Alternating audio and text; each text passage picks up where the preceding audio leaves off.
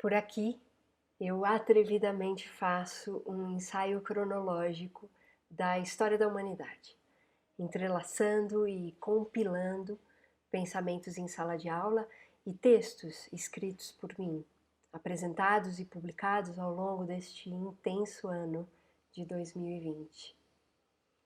A fascinante história da humanidade se faz marcada por alguns momentos emblemáticos e revolucionários que redirecionaram e impulsionaram a vida de seres humanos modernos no planeta Terra.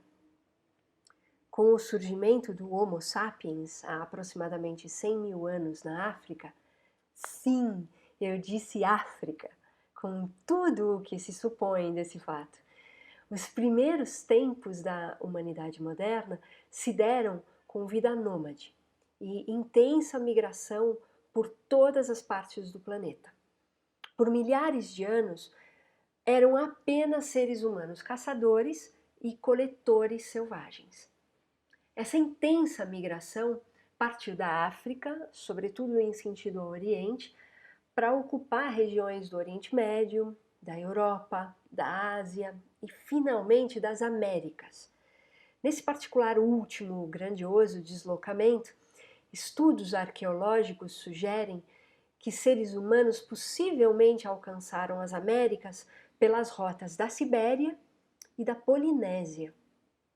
Talvez isso explique algumas semelhanças genéticas entre polinésios e sul-americanos da costa pacífica, por exemplo. Bom, são esses os povos ancestrais das Américas. Sim, os povos indígenas, os primeiros a habitar essa parte de cá do planeta há pelo menos 15 mil anos. Há 12 mil anos, na região conhecida como Crescente Fértil, no Oriente Médio, a Revolução Agrícola foi o primeiro grande movimento de transformação. O desenvolvimento e o domínio de técnicas agrícolas, ainda que rudimentares, passaram a dar o tom mágico da existência humana.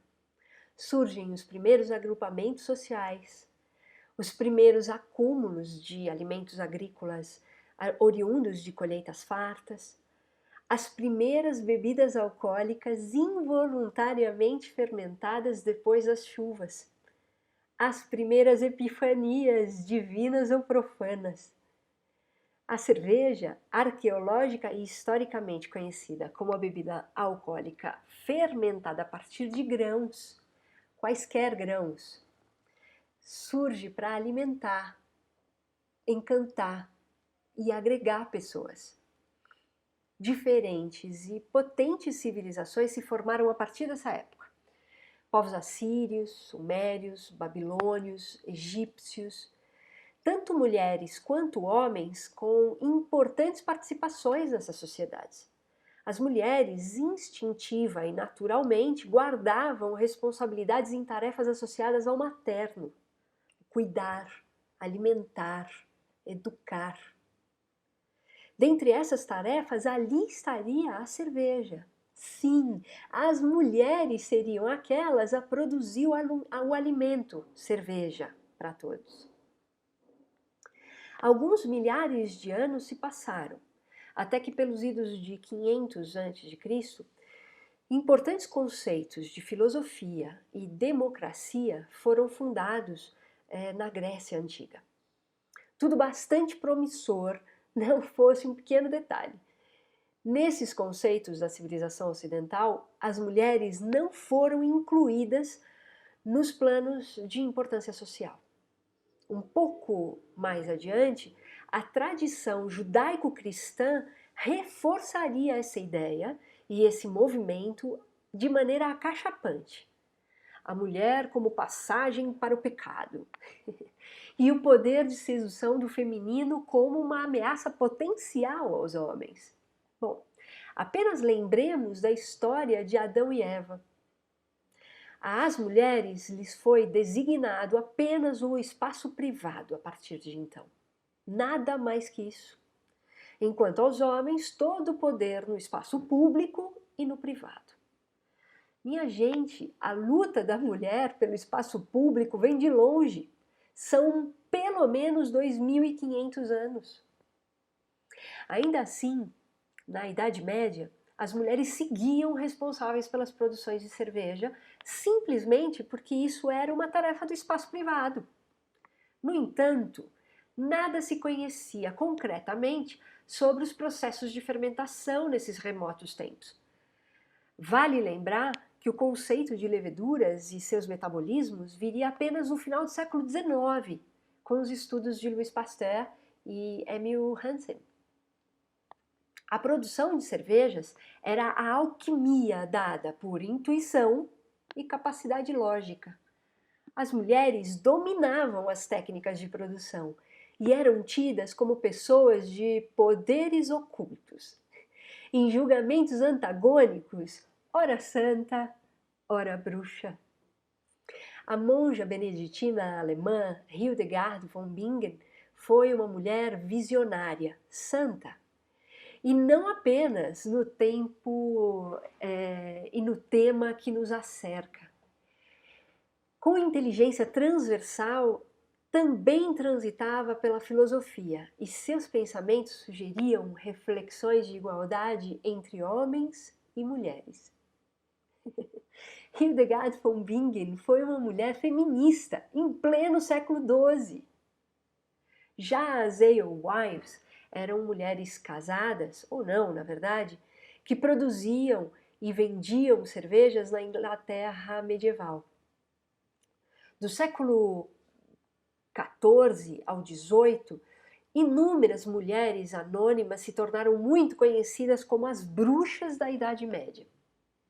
Elas elaboravam cervejas com excelência e, por essa razão, passaram a garantir suas independências financeiras. Ah, que tamanha ameaça essa independência! A fase caça às bruxas foi instaurada e todas essas mulheres queimadas na fogueira. É importante lembrar que nesse mesmo período, entre os séculos XIV e XVIII, iniciavam cruéis práticas de escravidão e genocídio étnico, racial, religioso, em proporções colossais. Entre os séculos XVII e XVIII, a era da modernidade começa a colocar em xeque essa configuração limitada de masculino e feminino. Ao menos em teoria, um conceito importante da modernidade é apresentado. Todos somos iguais perante a lei. Esse é o período do Iluminismo, um movimento intelectual, filosófico e cultural surgido na Europa a defender a racionalidade humana, a luz, a lucidez e a sugerir a restrição ao poder da Igreja. Liberté, égalité, fraternité, ou liberdade, igualdade, fraternidade, são princípios iluministas durante a Revolução Francesa. Foram alguns, poucos mesmo, espaços conquistados por grupos minoritários em direitos, mas não sem muita luta. No final do século XIX, início do século XX, a revolução científica, tecnológica e industrial põe máquinas a substituir a força física do corpo humano de homens, mulheres e crianças. O capitalismo, então, traz as mulheres para o mercado de trabalho e elas querem isso. Queremos o espaço público. Na segunda metade do século XX, a revolução feminista toma força. Meu corpo, minhas regras. Parece básico, não? Mas, curiosamente, ao ocupar espaços públicos, as mulheres conquistam. E a elas lhes são concedidos, sobretudo, trabalhos derivados do materno: cuidar, alimentar, educar. E assim, enfermeiras, cozinheiras, professoras. Por que só cuidar? Quem disse que a mulher não pode ser política, engenheira ou cervejeira? A ideia de que a lógica é masculina e o afeto é feminino não existe. Quem disse que o homem não chora? A imposição social, qualquer que seja, é uma violência. Ao longo da história da humanidade, muitas pessoas tiveram suas vidas e ações restringidas por leis assimétricas e doutrinas religiosas de cerceamento. Quantos talentos foram e estão sendo perdidos por conta desse ridículo vórtice social que insiste em demarcar saberes e quereres? Não pode ser. Só pode assim. Não pode estar. Só pode aqui. Não pode amar. Só mesmo morrer. O machismo, o racismo, a homofobia, a transfobia, a xenofobia e tantos outros cabrestos, eu pergunto, até quando? Em pleno século XXI, muitos homens ainda não se relacionam bem com mulheres ocupando diferentes esferas de poder. Na liberdade, na beleza, no dinheiro, na competência. O feminismo é um movimento importante para garantir direitos iguais. Os direitos de ser, estar, ir e vir. Da mesma forma, outros movimentos de minorias de direitos confluem com esta mesma causa e por ela. É bem próprio da natureza humana sentir-se inseguro diante da perda do protagonismo. É nessas horas que é preciso olhar com cuidado os inimigos de dentro. O pior são os inimigos de dentro. E são muitos. A vaidade, a prepotência, a ignorância, a ganância, a inveja, o recalque. Não há nada mais patético e retrógrado que responder à perda do protagonismo com agressão física, moral ou psicológica. É a infantilidade adulta. É a perversidade da besta. E o Homo sapiens às voltas. Em uma sociedade inteligente é civilizado compartilhar protagonismo. O exercício da ética, da maturidade, da generosidade. Em sala de aula, compartilho pensamentos sobre ética desde 2010. O projeto de educação Durban Sommelier de Cervejas iniciava sua trajetória no Brasil e eu sentia essa temática como absolutamente necessária. Tenho como certo, ao menos assim eu mesma enxergo, minha evolução na apresentação dessa temática ao longo dos últimos 10 anos. Foram muitas leituras para uma mínima compreensão da palavra ética sob diferentes perspectivas. E definitivamente o conceito que mais me toca vem do budismo. O exercício da ética é o exercício árduo e diário dos mais básicos valores humanos. O respeito, a empatia, o bom senso, a humildade e a paciência. Que difícil, embora possível e aprazível, que difícil é esse exercício cotidiano de uma vida inteira. De nada adiantam os avanços tecnológicos ou 1001 conhecimentos sobre cerveja, se não tivermos plena consciência de nossa natureza humana. Somos seres sociais e somos uma grande fauna. Somos pura diversidade e temos diferentes vivências no tempo e no espaço. A cerveja e seus negócios se dão de pessoas para pessoas. As máquinas sozinhas não produzem, não vendem, não compram, não comunicam, não servem, não consomem.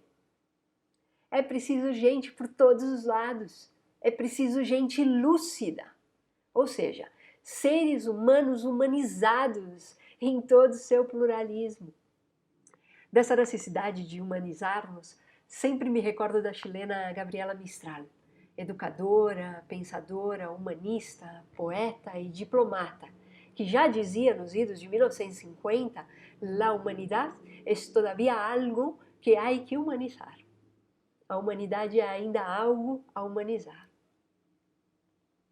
Caso seja muito difícil ser humano e abraçar a diversidade, talvez estudar alguns dados estatísticos demográficos possa ajudar a convencer de que não há outro caminho. A atitude inclusiva e o respeito à pluralidade nos farão aproveitar melhor as oportunidades da vida e dos negócios. É preciso cerveja de todos, para todos. E como um lembrete importante para contribuir na longevidade dos negócios, eu digo, o dinheiro segue a visão e não o contrário. E a visão é humanista. E digo mais, muita atenção, porque o êxito pede verdade. Um discurso falso cai por terra e é devastador, não vende. Do ainda inevitável capitalismo, que seja então um capitalismo inteligente. Trabalhemos por coexistência, inclusão, representação e equidade. Exercitemos o senso de comunidade e encontremos o caminho do meio. Vamos lá. Educação para transformação e evolução ética. Com a equidade social transversal, todos ganham, inclusive dinheiro. Muitas bravas pessoas aprenderam a sobreviver e até mesmo prosperar neste mundo repleto de desigualdades. Romperam barreiras e desafiaram normas sociais. Algumas pessoas com feitos imensos, outras com suas influências sentidas de maneiras mais sutis. Mas todas realmente deram e dão uma contribuição à sua época e devem ser lembradas por ousar, desafiar e liderar em um mundo de estapafúrdias exigências e cegas obediências. Muitas bravas pessoas transformaram e transformam vidas, a sociedade e até mesmo o curso da história. A luta é longa, a vida é curta, a inteligência salva, o feminismo salva, o antirracismo salva, o amor livre salva, a fé livre salva, a ciência salva. Por gentileza, aprendamos isso definitivamente. Para terminar, dizer que todo esse atrevimento vem de uma pessoa de pensamento quixotesco. O argumento pode ser visto até como uma liberdade poética, algo irrealista. Eu não me importo, porque essas palavras escritas e ditas me servem particularmente como um exercício catártico. É uma forma de liberação. Entretanto, ainda assim, seria lindo se eu tiver a seu apreço, sua escuta. Em meio à distopia, só mesmo a utopia. Eu adoraria estar viva para viver a Revolução Verde e a Revolução Humanista que ainda virá nesse século.